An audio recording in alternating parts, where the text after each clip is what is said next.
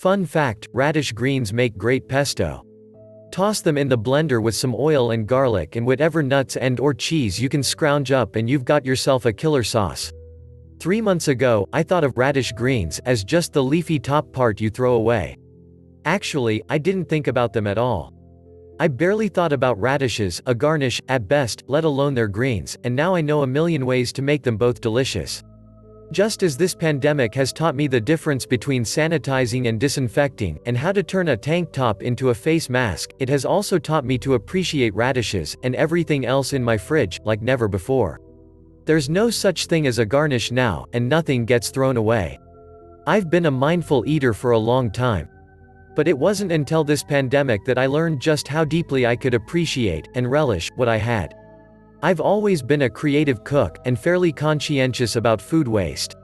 I've never experienced true food insecurity, but I know what it's like to obsess over food. I spent my 20s learning to turn $25 into a week of meals. I also spent my 20s, and my teens, and most of my childhood, trying to lose weight by eating smaller meals, or no-carb meals, or meals with just 3 points because that's all I had left for the day.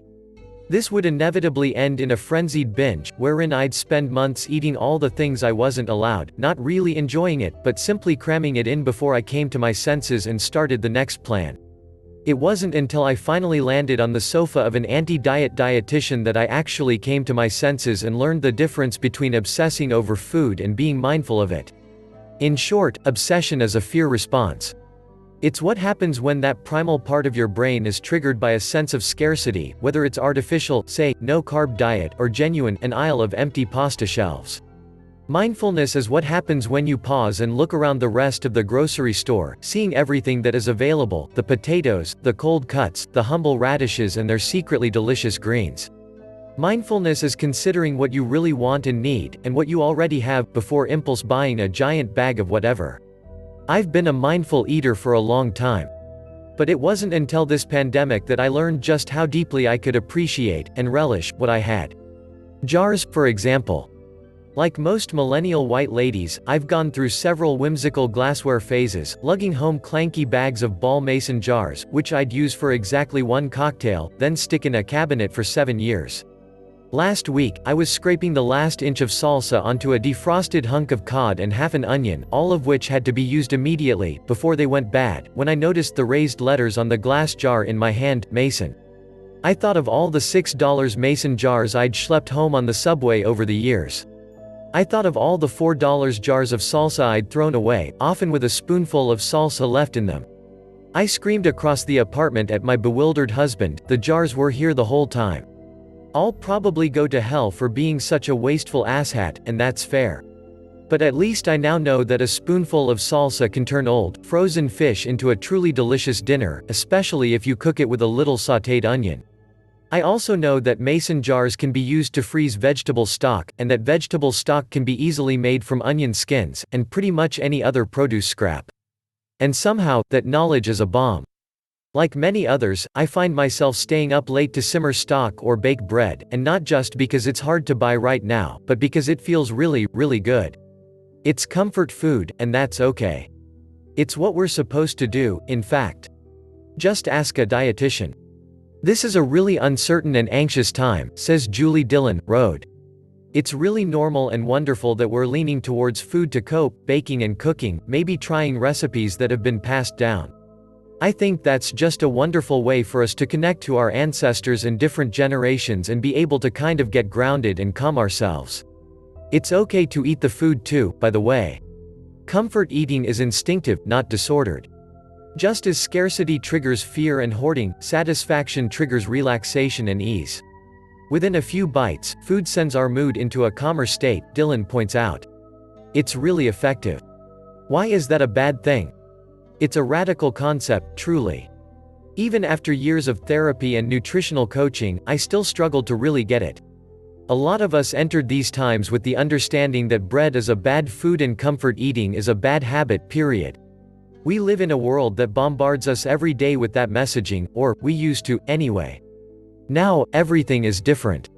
That's the behavior I'm ashamed of now, the whatever attitude, and the audacity of being annoyed at having to choose. Now, I think of bad food as food that has actually gone bad. Now, flour is a precious commodity, especially the plain, white, all-purpose kind. Now I feel like the luckiest duck when eggs are back in stock, though I know how to substitute them if necessary. Before I cooked creatively for fun, and usually only on the odd weekend when nothing else was planned. During the week my husband and I didn't even eat dinner together, just because our schedules were so different. We'd throw together separate meals when we got home, or we'd order in. Before, choosing takeout felt almost like a chore, with the two of us sending harried texts back and forth at the end of the day, until one of us finally just said, "Yeah sure, sushi, whatever. I'm in the middle of something." That's the behavior I'm ashamed of now, the whatever attitude, and the audacity of being annoyed at having to choose. That is the shittiest symptom of privilege.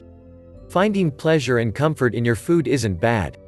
Failing to appreciate food and all the ways it nourishes us, that's the only bad eating habit in my book. Now, we get delivery once a week. We get excited discussing our options, like it's a special occasion, because it is. Pizza Fridays, we cheer, to no one but each other. We choose one of favorite local joints, hoping they're still open and still will be a few months from now. We leave a huge tip, which is the only appropriate amount to tip someone running through the epicenter of a pandemic to deliver you a pizza. We ask them to leave it on the stairs, say thank you a million times, and wait for them to leave before we dash down to grab it. Then we run back up, leave our shoes in the hall, and put the pizza box on the stove. Then we wash our hands like crazy, pour wine into actual wine glasses, and sit down at the actual table. We toast, and we dig in. Everything has changed, and most of it changed for the worse. But not this. We have fewer options in our lives now, and many more unknowns.